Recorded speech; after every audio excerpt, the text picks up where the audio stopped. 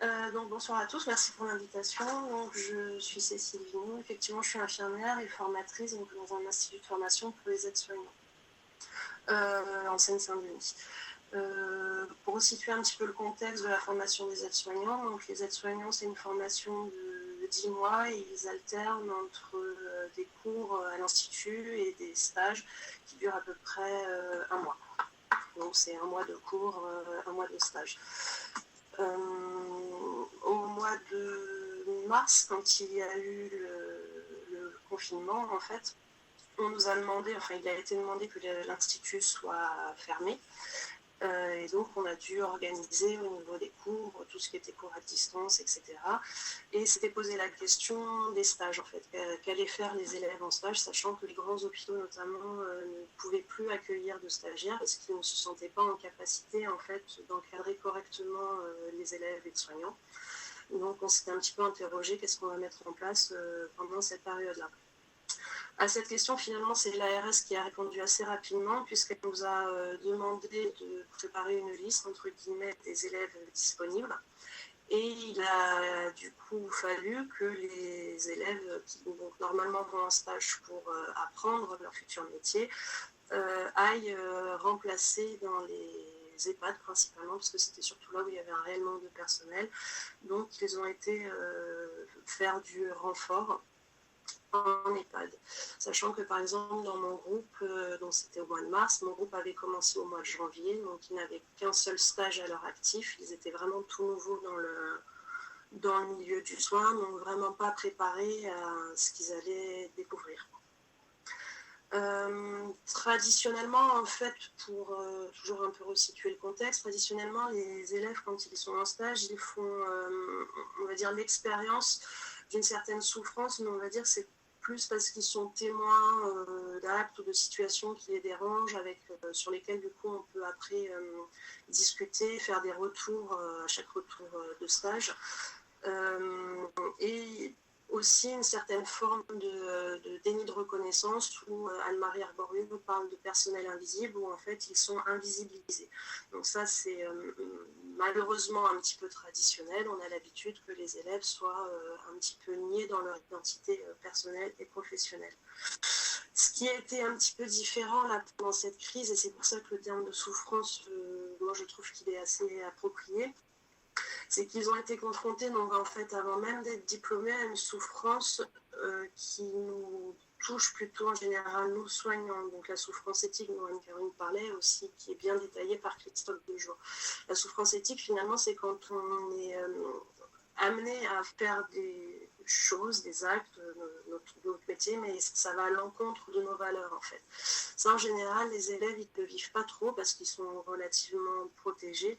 Là, en étant tout seuls dans certains services, ils ont vraiment vécu cette souffrance éthique. Ils se retrouvaient du coup à, à devoir faire des toilettes très rapidement. Ils se retrouvaient seuls sur des étages entiers et sans être ni préparés, ni accompagnés, ni soutenus. Un des élèves témoignait d'ailleurs qu'au bout du 4e jour dans un EHPAD, il était le plus ancien en fait de la structure pendant la crise. Donc c'est pour dire un petit peu l'état dans lequel étaient les structures à ce moment-là. Donc ça n'a vraiment pas été évident. Aussi le rapport à la mort. Le plus jeune de mon groupe, par exemple, a 18 ans. Donc à 18 ans, on n'est pas forcément préparé à affronter toutes ces choses-là. Là, ils avaient des décès, vraiment de nombreux décès. Donc certains ont même abandonné leur stage et certains leur formation parce que c'était vraiment trop. Une élève témoignait qu'en allant apporter la collation à 4 heures à une de ses patientes, elle a retrouvé la patiente morte et comme c'était le 5e décès de la journée, en fait, pour elle, c'était plus possible. En fait. Donc, ils ont été vraiment à vivre des situations qui sont, entre guillemets, intolérables, qu'on pourra justifier parce que c'était la crise, parce que c'était dur, mais après, est-ce que c'est aux élèves qui sont là pour apprendre de payer ce prix-là? C'est une question qu'on pourra se poser. Une question que je me pose d'autant plus qu'au moment de la fermeture des instituts de formation, on s'est posé la question, nous formateurs, est-ce qu'on allait être réquisitionnés? Les formateurs, nous sommes tous soignants, tous diplômés, donc aptes, entre guillemets, à aller aller sur le terrain. Et non, on n'a pas été réquisitionné. Effectivement, être réquisitionné, ça sous-entendait qu'il n'y aurait plus de formateurs, donc que les instituts devraient fermer. Et qui dit fermeture des instituts, a dit beaucoup de main-d'œuvre, entre guillemets, en moins. Les stagiaires n'auraient pas pu aller en service. Et on s'est rendu compte, notamment vraiment beaucoup d'EHPAD ont fonctionné pendant toute cette période-là avec les stagiaires. Stagiaires qui n'étaient pas rémunérés, stagiaires à qui on a promis une prime, qui à l'heure actuelle, donc mi-septembre, n'est toujours pas arrivée.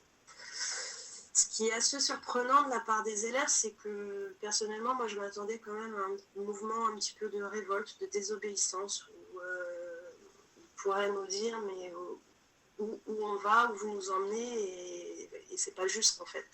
Il n'y a pas eu ça. Paradoxalement, ils ont été quasiment instinctivement étaient prêts à y aller en fait. C'est pour eux, ça leur semblait logique en fait. Il fallait du monde, donc ils y étaient, quitte à ne pas avoir les moyens. Se pose la question du coup ici de la réification des aides-soignantes. Ils ont été quand même particulièrement utilisés, malmenés parfois. Et donc on peut se demander comment ils ont fait finalement pour ceux qui ont réussi, comment ils ont fait pour tenir le coup et comment ils ont fait pour avoir envie de finir leur formation.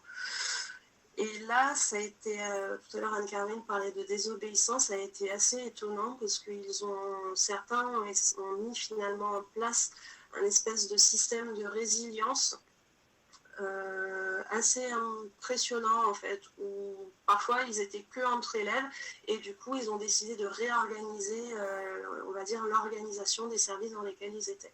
Là où on leur demande traditionnellement de faire des toilettes en 10 minutes, bonjour, bonsoir, vous êtes sale, on va vous laver, voilà, parce que c'est un petit peu ça aussi, une espèce d'automatisation des soins au quotidien.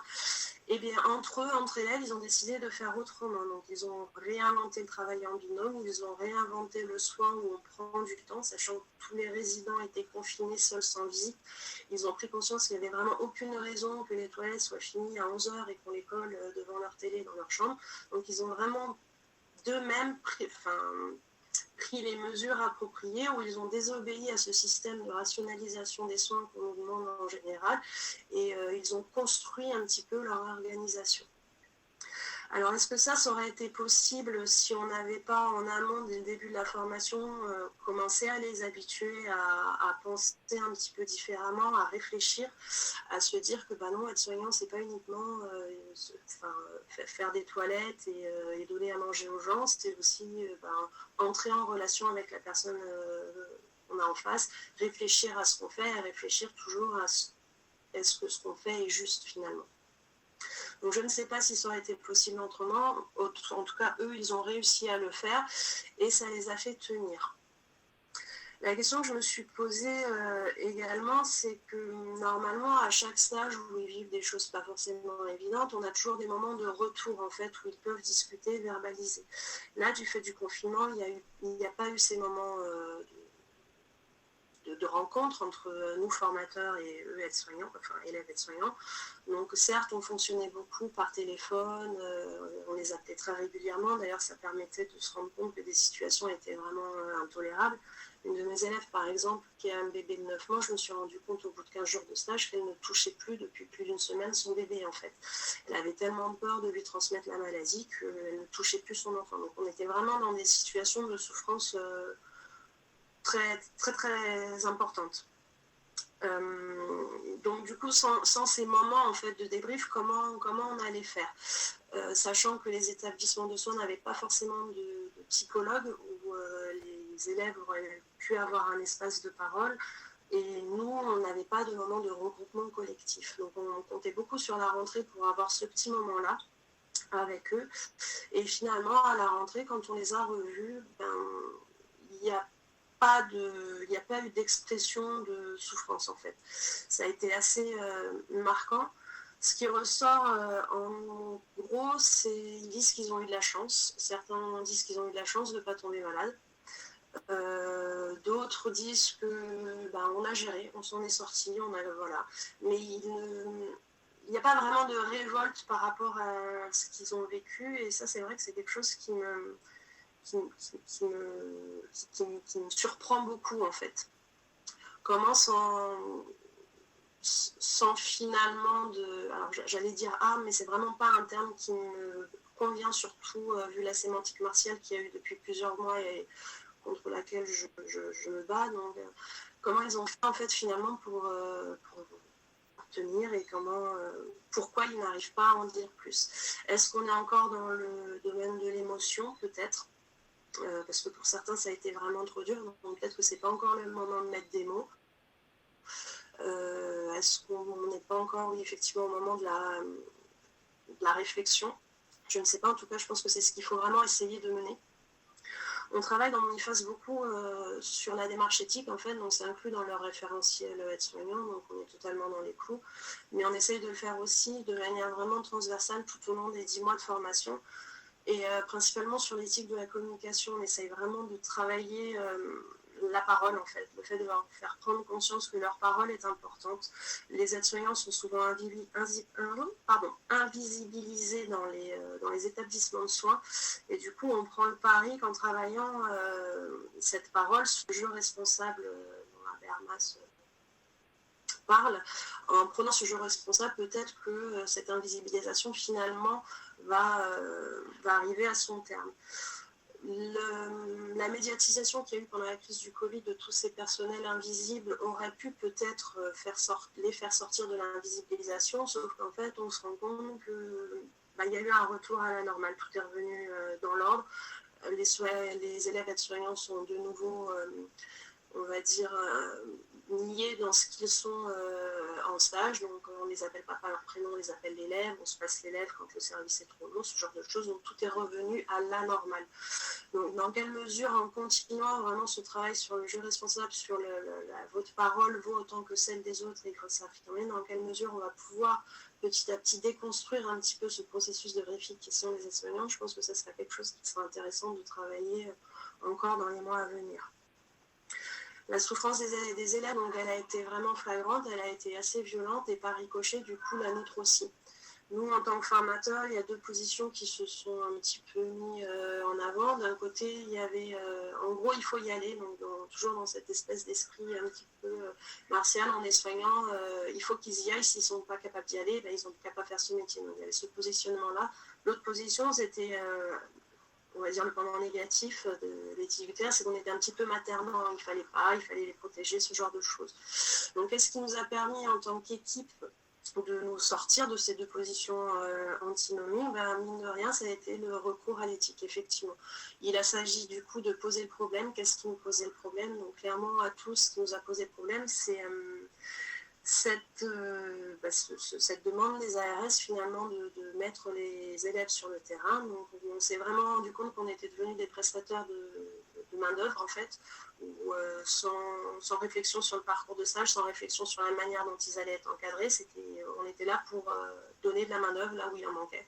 Donc c'était ça qui nous posait problème, et du coup il a s'agi de décortiquer le problème, d'en discuter en équipe et de voir comment on allait faire pour avancer ensemble au mieux pour les élèves et pour essayer de les préserver un petit peu de ce qu'ils étaient en train de vivre.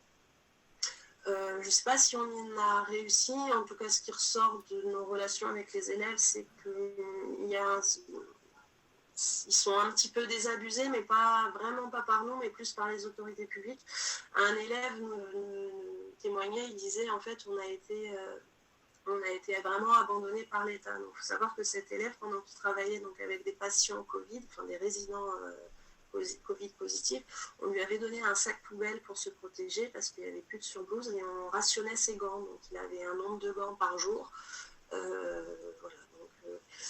Voilà.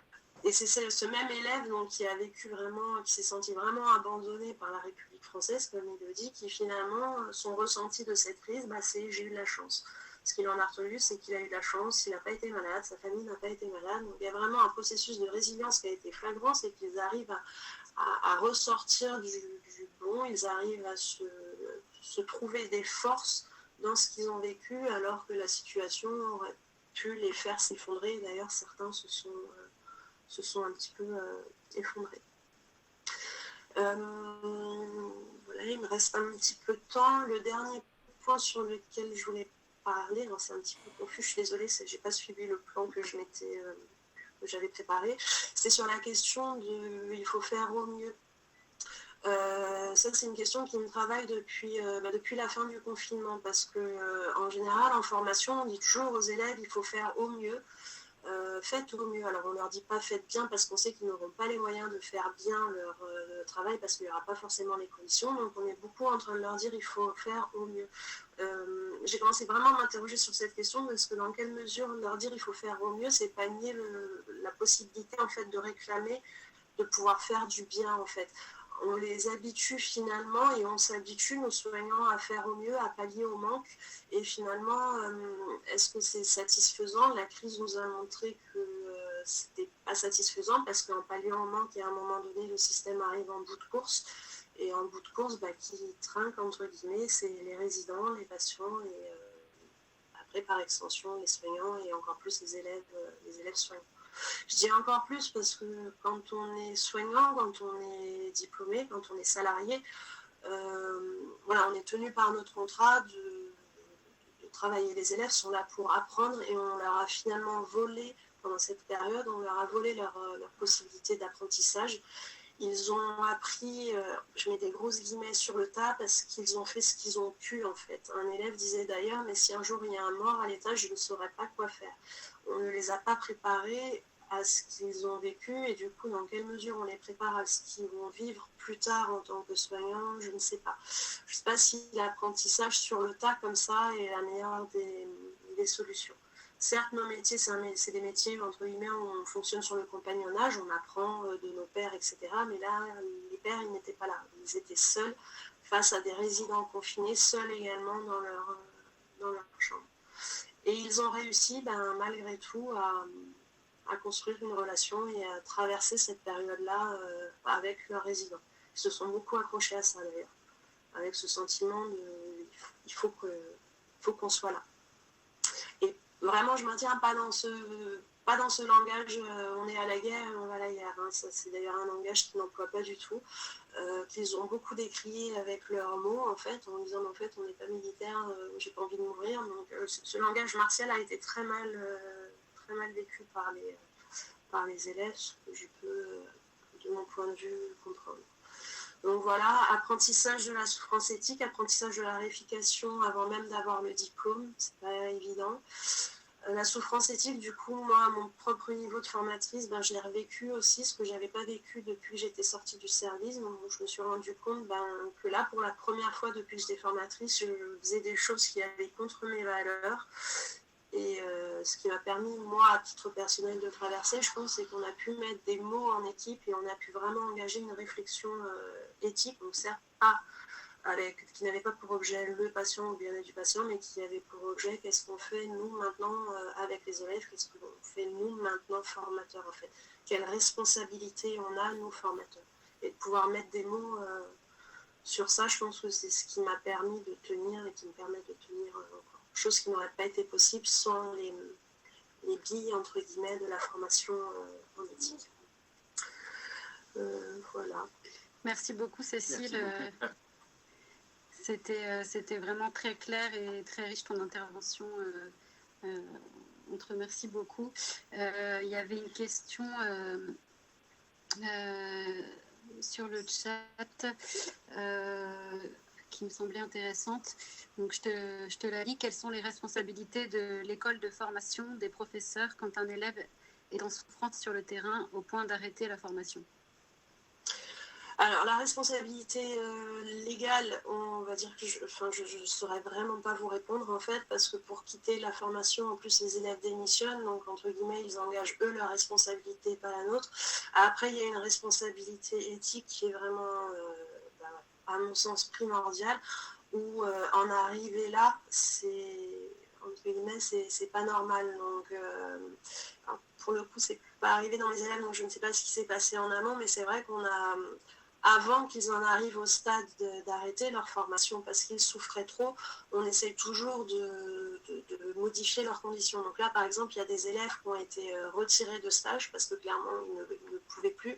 Nous, on s'est beaucoup battu en tant que formateurs où, en gros, dès qu'on sentait qu'il y avait une trop grande souffrance, on leur disait, on a pris le parti, on a vraiment fait le choix de leur dire, mais allez vous faire arrêter. Ce qui ne remettait en rien, du coup, leur formation.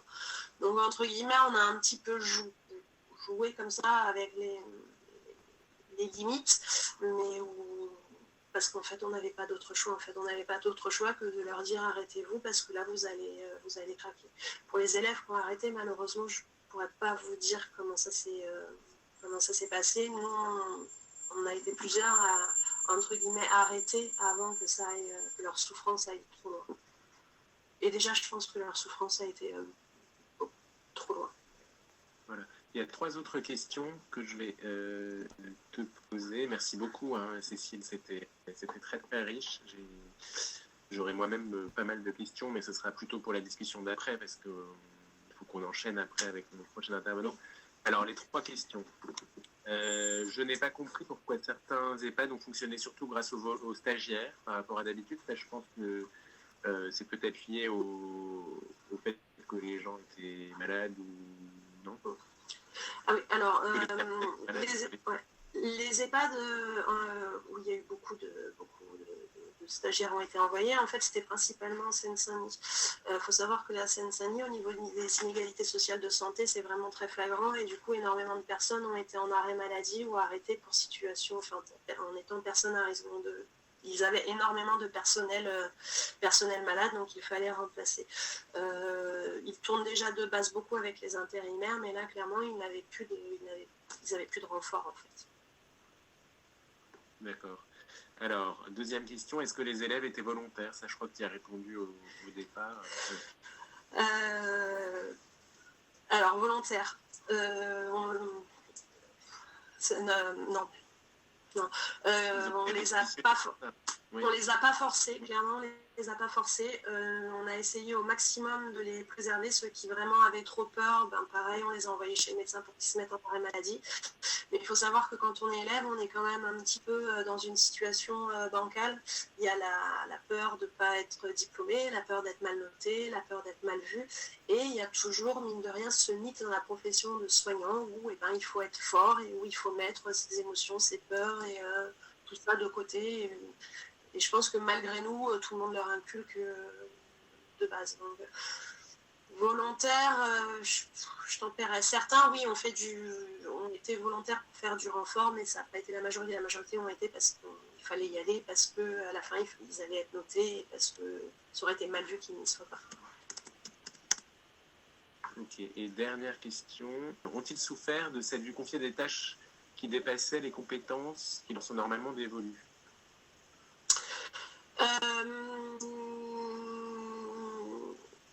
En fait, je ne sais même pas si la souffrance se situait à ce niveau-là. Le dépassement de tâches, il y en a régulièrement, on lutte contre ça, ou on leur explique qu'il ne faut pas, parce que c'est leur responsabilité qui est en jeu. Là, en fait, ils étaient pris dans un tel tourbillon où de toute façon, ils étaient seuls, que c'est même pas tant ça qui les a fait souffrir, c'est plus le fait de se retrouver seul plutôt que se dire je vais aller faire une glycémie capillaire alors que j'ai pas le droit. Enfin, c'est même pas intervenu, c'était plus cette situation surréaliste où au bout de 4 jours de stage, je suis le plus ancien, c'était plus ça vraiment qui les a fait souffrir.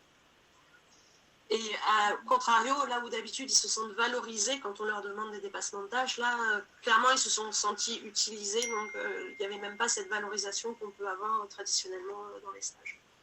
Ce sentiment de valorisation. Merci beaucoup, Cécile. Merci à vous.